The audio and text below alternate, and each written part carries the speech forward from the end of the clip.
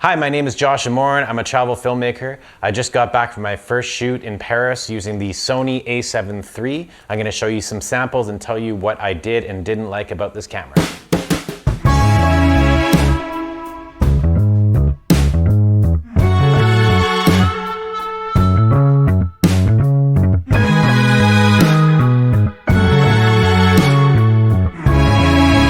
So our shoot involved a lot of different locations.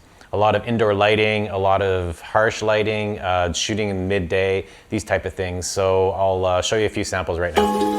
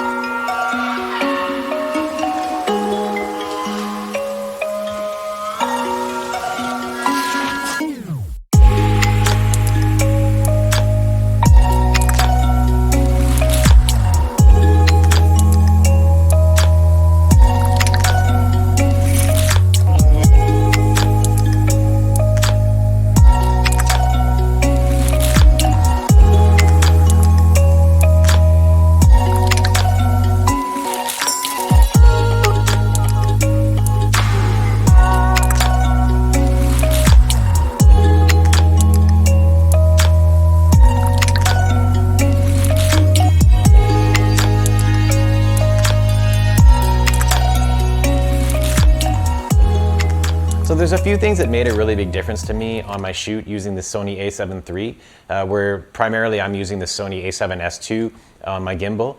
The first one is battery life. The battery life is so much better. I only had to swap usually once a day with the Sony A7 III, whereas the A7 II I'd have to swap maybe 4 times.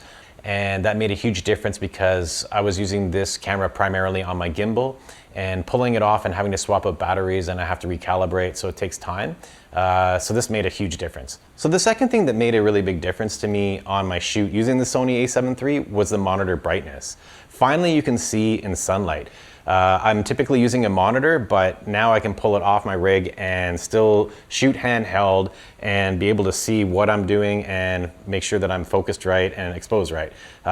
This is something that I've been waiting for a long time because the A7S2 dims and it's impossible to see during the day. The third thing about the A7 III that I really liked, and the main reason why I purchased this, is because I'm running it on a gimbal. And when I'm focusing, on the A7S2, I typically have to hit a couple buttons and move my focus point around in order to keep my subject in focus. But on the A7 III, now I just have to tap the screen wherever they are. This is a big highlight for me, and like I said, the main reason why I bought this camera. Also, another thing that the Sony A7 III has is that they added a menu for shortcuts to whatever you want to access. So you can add your own items in there. And it's basically just one page with all the functions that you want to use quickly, like changing frame rates or these kind of things. So that makes it really a lot faster than trying to dig into the menu system on a shoot.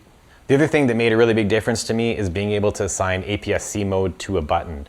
Just because things are moving so fast, usually on my shoots, the fact that I could just mash a button and I'm into APS-C mode instead of having to go into the menu system and try and find it, and just being able to make your 35 a 50 is invaluable.